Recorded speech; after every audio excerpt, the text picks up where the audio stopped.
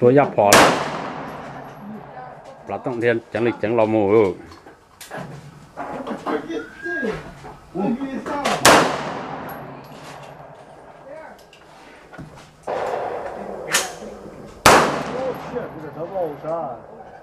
su chưa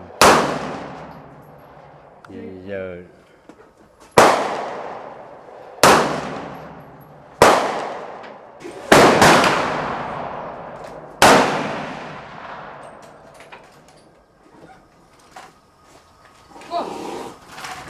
Perfect condition.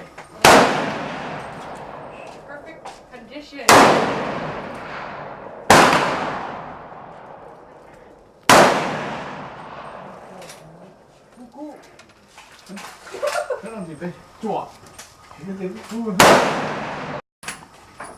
tổ bố đã rồi chập phía chập đỡ vào phần nào đó sáu tuổi để tiêu chú là nên sai sai để tiêu rừng cổ liệt đại bố đã nói số IOP Pro IOP Pro để nó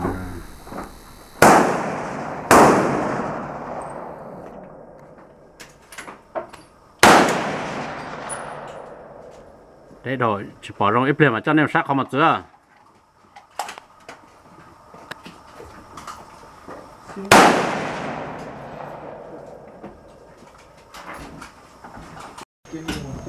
Okay. Yeah, for her. Hả?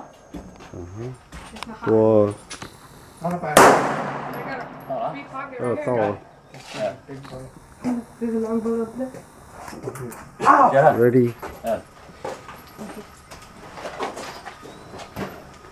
It's already shoot this time.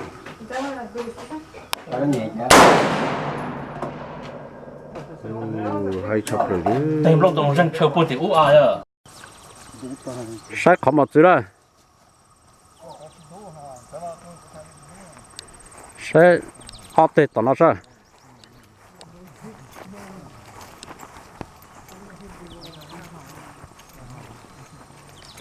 tôi đẩy nhau nó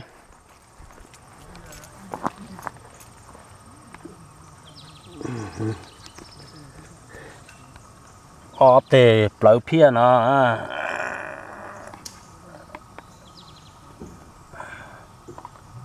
nó là xa tiểu chi do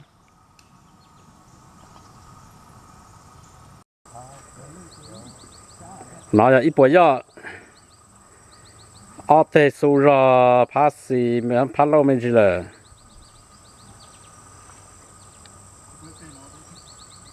một ít thế chụp lại kia đó bỏ đó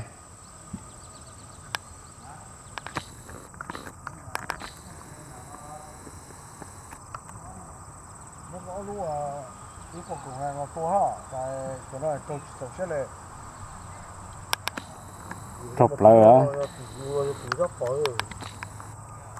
Tê mà chốt chụp lại sẽ có tê mà số đây là